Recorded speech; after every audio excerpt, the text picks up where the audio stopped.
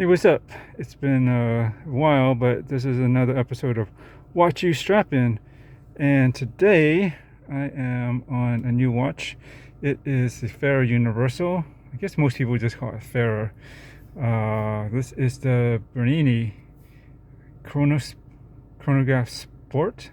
I guess that's what it's called fully on the website. Yeah, I haven't had a chronograph, at least a mechanical one, in a while, and I really felt like I needed to. I've been searching for the right one, and a couple of things, actually, a couple of factors, and I'll probably go into that when I do a full review of this. But quick download, I guess, on this is that I've been looking for something with to pop of color in my collection, and I've always liked blue and red, and that's just two color accents that I like together. And it would have been one of two choices, right? Generally that color, it would be mostly found dominant in, say, a bezel, and my first choices have always been like some sort of Pepsi GMT style watch. And if you've seen my past videos and postings, and you know what I've had from before, you know I've gone through quite a lot of those. Primarily an homage of some sort, obviously most likely to a Rolex GMT Master kind of looking watch. But yeah, and I've done quite a number of those, and they're cool, but I think I've done too many and I want to try something different. And the other possibility would have been to do a diver. I'm thinking something like an SKX 009, right? That's the Pepsi version, but I guess right now it would probably, I was thinking about doing an SKX the 5KX rather. The new Seiko 5 lineup, they have a pretty nice one that's JDM. Basically looks, like a SKX 009 with the Pepsi bezel, but those don't have the lume in the bezel, which that kind of irks me a little bit. I know it's not a true diver, but it's still a diving timing bezel, and it just would look appropriate if they just put that lume in that lume pip. So I would have to change that out. But it does have, I don't remember the reference number, but it does have like a nice radiant blue dial that's got some nice blue color to that, and that would have been nice. But yeah, I just felt like, okay, if I change the bezel, I'd probably want to change the bezel. I mean, bezel insert, I'd want to change the bezel itself, because I don't really like the stock kind of SKX looking bezel. I guess you would call it like almost like grenade style grip.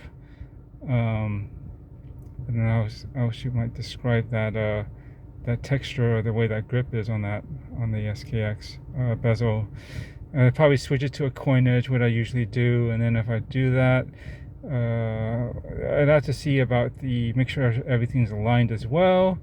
And so generally the chapter ring inside are usually somewhat misaligned, and I'll probably switch it to a luned one. And if I do that, I gotta pop the crystal, and if I pop the crystal, I might as well switch it to a sapphire, yada yada yada. So yeah, it could easily be almost a $600 watch or so, right? After all the mods and upgrades, just to get up to spec. And I don't know, I've had a lot of SKXs, and I like them, but I've never kept them. And one form or another, I've just modded them. I had my time with them. They look pretty cool once I've done my customizing, and I've moved on usually. So anyways, yeah, I couldn't figure out. Yeah, I don't want to do the 50/50 blue and red bezel either. That doesn't look right to me for a timing bezel. It should either be from 0 to 15 or 0 to 20, one color, and then say it's blue, and then the other part is red, or vice versa. it doesn't look right if it's from 45 to 15, you know, like you would see like horizontally, is it horizontally or vertically? You know, 50-50, blue on top, red on the bottom half. It's not a GMT, and it makes no sense for the scale to be like that, that kind of color range. So anyways, the only thing else, so yeah, this is the one that just basically stood out to me.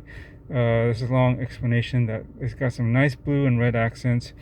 And the last chronograph, well, one of the last ones I had was a 6139-6001 silver dial, kind of a rare variant of the speed timer from back in the day of this. I guess it's this 70s. I think I'm pretty sure that's when those Seiko chronographs were available, and that was really nice. And if you look back in my past videos and maybe some of the posts I've done in the groups and stuff, it was nice, just a red and blue bezel and just a silver dial, and everything was really cool. But you know, mechanically it was fine, but you know, they don't make the parts anymore, so if it ever needs service, if the chronograph goes bad, basically you have to cannibalize another 6139 to get it operational again, because there's no way to, as I understand, to really fix the chronograph module, as Spencer Klein explains in some of his videos.